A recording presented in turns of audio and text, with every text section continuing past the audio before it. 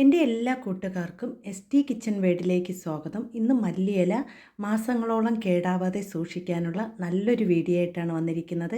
അപ്പോൾ വീഡിയോ എല്ലാവരും ഒന്ന് ഫുള്ള് കണ്ട് സപ്പോർട്ട് ചെയ്യുക. ഇഷ്ടപ്പെടുകയാണെങ്കിൽ ST കിച്ചൺ വേഡിനെ എല്ലാവരും ഒന്ന് സപ്പോർട്ട് ചെയ്യണേ.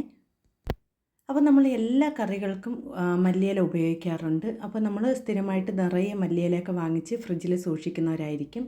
അപ്പോൾ അത് കുറച്ച് ദിവസമൊക്കെ ആകുമ്പോൾ തന്നെ അത് പെട്ടെന്ന് തന്നെ അഴുകി ഇല്ലാതായി പോകാറുണ്ട്. അപ്പം നമുക്ക് എത്ര മല്ലിയില ഉണ്ടെങ്കിലും അത് മാസങ്ങളോളം സൂക്ഷിക്കാനുള്ള വിദ്യയാണ് കേട്ടോ. അപ്പോൾ ഞാനവിടെ കുറേ മല്ലിയില എടുത്തിട്ടുണ്ട്. അതിൻ്റെ അഴുക്ക ഇലയൊക്കെ ഒന്ന് മാറ്റി നല്ലതുപോലെ വൃത്തിയുള്ള മല്ലിയില മാത്രം എടുക്കുക. അതിനുശേഷം ഇതിനെ നല്ലതുപോലെ ഒരു 2-3 വെള്ളം ഒന്ന് നല്ലതുപോലെ കഴുകി അതിൻ്റെ മണ്ണെല്ലാം ഒന്ന് കളഞ്ഞെടുക്കണം.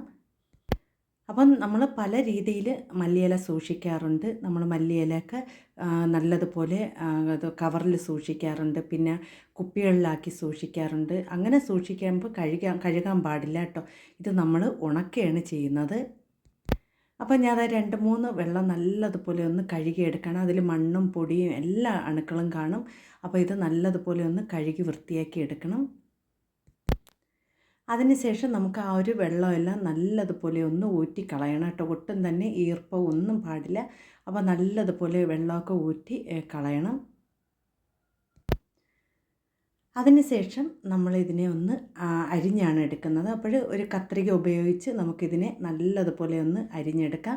അപ്പോൾ വെള്ളം നല്ലതുപോലെ തോർന്നതിന് ശേഷം മാത്രമേ അരിഞ്ഞെടുക്കാവൂ. അതിൻ്റെ ആ ഒരു മൂടെല്ലാം ഒന്ന് കട്ട് ചെയ്ത് കളഞ്ഞതിന് ശേഷം നമുക്ക് തണ്ടോടെ തന്നെ നമുക്ക് അരിഞ്ഞെടുക്കാം. നിങ്ങൾക്കിങ്ങനെ തണ്ട് എടുക്കണില്ലെങ്കിൽ നിങ്ങൾക്ക് ഇല മാത്രം വേണമെങ്കിൽ അങ്ങനെ എടുക്കുകയും ചെയ്യാം കേട്ടോ. ഇല മാത്രമാണെങ്കിൽ നമ്മൾ ഉണങ്ങി കിട്ടുമ്പോൾ കുറച്ച് മാത്രമേ കിട്ടുള്ളൂ. അപ്പോൾ ഞാൻ ഇതുപോലെയാണ് അരിഞ്ഞെടുക്കുന്നത്. ഇപ്പം നല്ല വെയിലൊക്കെ ഉള്ളത് കൊണ്ട് തന്നെ നല്ലതുപോലെ ഉണങ്ങി കിട്ടും. നമുക്ക് പെട്ടെന്ന് ഒറ്റ ദിവസം കൊണ്ട് തന്നെ നല്ലതുപോലെ ഉണക്കിയെടുക്കാൻ പറ്റും. അപ്പം ഞാൻ ഇവിടെ എടുത്ത മല്ലിയില എല്ലാം ഇതുപോലെ അരിഞ്ഞൊരു പാത്രത്തിലേക്ക് ആക്കിയിട്ടുണ്ട്. ഇനി നമ്മളിതിനെ ഉണക്കാൻ വെക്കാൻ വേണ്ടി ഞാൻ ഇതുപോലത്തെ 2 അലുമിനിയത്തിൻ്റെ തട്ടാണ് എടുത്തിരിക്കുന്നത്. അതിലേക്ക് നമുക്ക് ഇതുപോലെ മല്ലിയില ഒന്ന് നിരത്തിയിട്ട് കൊടുക്കാം. അപ്പം ഞാൻ ഇവിടെ 2 പാത്രത്തിൽ ഇതുപോലെ ഒന്ന് നിരത്തിയിട്ട് കൊടുക്കുകയാണ്. അപ്പോൾ ഇപ്പം നല്ല വെയിലുള്ളത് കൊണ്ട് തന്നെ നമുക്കൊരു 2-3 മണിക്കൂർ കൊണ്ട് തന്നെ നല്ലതുപോലെ ഉണങ്ങിക്കിട്ടും. അപ്പോൾ ഞാൻ ഇവിടെ 2 പാത്രത്തിലാക്കിയിട്ടുണ്ട്. ഇനി നമ്മൾ വെയിലത്ത് വെച്ച് ഒന്ന് ഉണക്കിയെടുക്കാം. അപ്പോൾ 2-3 മണിക്കൂറാകുമ്പോൾ തന്നെ ഇലയും തണ്ടും എല്ലാം നല്ലതുപോലെ ഉണങ്ങിക്കിട്ടും കേട്ടോ. അപ്പോൾ ഞാൻ ഇവിടെ മല്ലിയില 2 പാത്രത്തിൽ വെച്ചാണ്. നമ്മൾ എത്രയാണ് വെച്ചതെന്ന് നോക്കും. നമുക്ക് ഉണങ്ങി കിട്ടിയപ്പോൾ എത്ര കുറച്ച് മാത്രമേ കിട്ടിയിട്ടുള്ളൂ. അപ്പോൾ ഇവിടെ നല്ലതുപോലെ ഒന്ന് ഉണങ്ങിയിട്ട് നല്ല ശബ്ദത്തോടെ തന്നെ ഉണങ്ങി കിട്ടിയിട്ടുണ്ട് കണ്ടോ. ഇനി നമ്മളിതിനെ മിക്സിയുടെ ജാറിൽ വെച്ച് പൊടിച്ചെടുക്കാം.